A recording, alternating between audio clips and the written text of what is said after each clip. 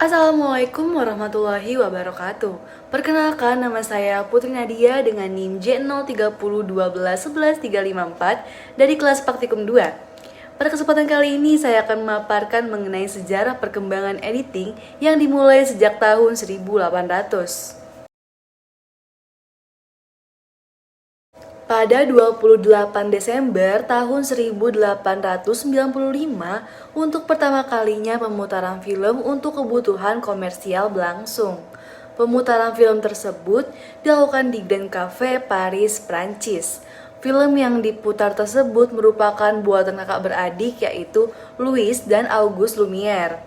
Sejarah awal editing muncul setelah pemutaran film bisu dari Lumière bersaudara. Film ini sendiri dibuat dengan teknik one shot dan posisi kamera yang statis. One shot sendiri yaitu teknik dengan satu kali pengambilan gambar dan dengan panjang durasi yang real time atau tidak melalui proses editing.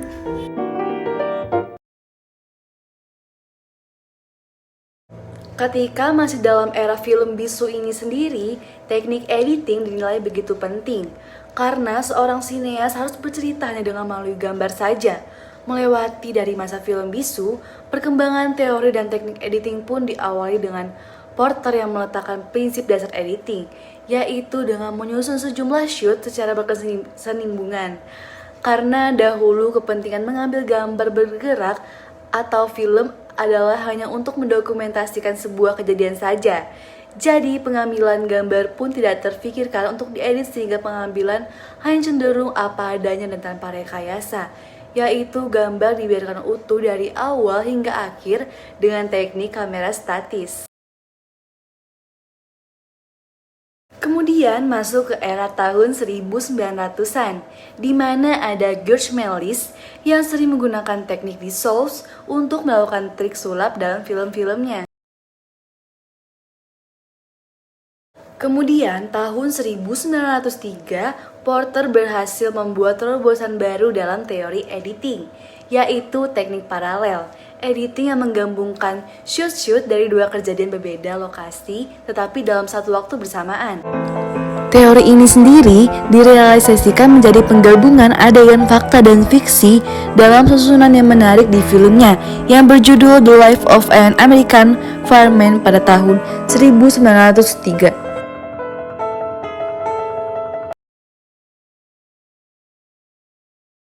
Kemudian di tahun 1910 muncul teori penekanan dramatik oleh Griffith yang melanjutkan metode Porter dengan mengembangkan metode para editing untuk menambah ketegangan dan adegan aksi dalam filmnya.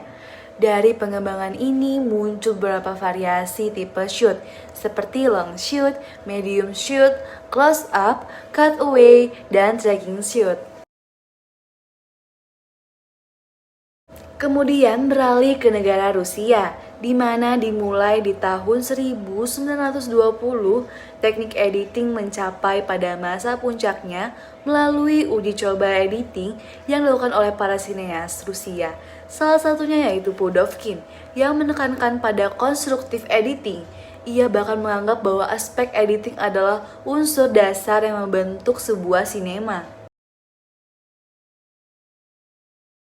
Berdasarkan dari persepsi Porter dan Griffith, Pudovkin sendiri berhasil membangun teori editing konstruktif yang dibangun dari urutan sejumlah shoot atau yang biasa disebut dengan juxtaposition. Dari metode ini sendiri didapat pemahaman bahwa seorang editor dapat mengubah urutan dari videonya sesuai dengan keinginannya. Hal ini pun berpengaruh pada makna pesan yang disampaikan. Kemudian, eksperimen dari Pudovkin ini sendiri dapat dilihat dalam film Mother di tahun 1926.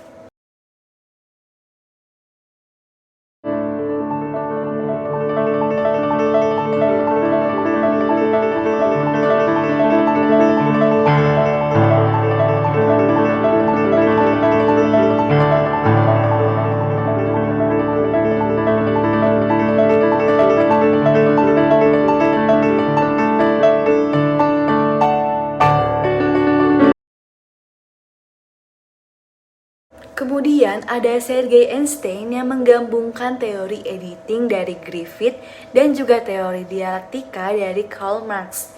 Penggabungan ini menghasilkan teori yang bernama montage.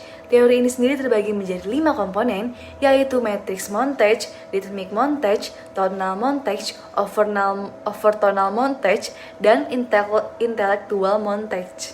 Baiklah, materi yang saya paparkan di atas diharapkan bisa membantu teman-teman untuk memperoleh informasi lebih lengkap terkait editing audiovisual. Terima kasih atas perhatiannya, sampai jumpa.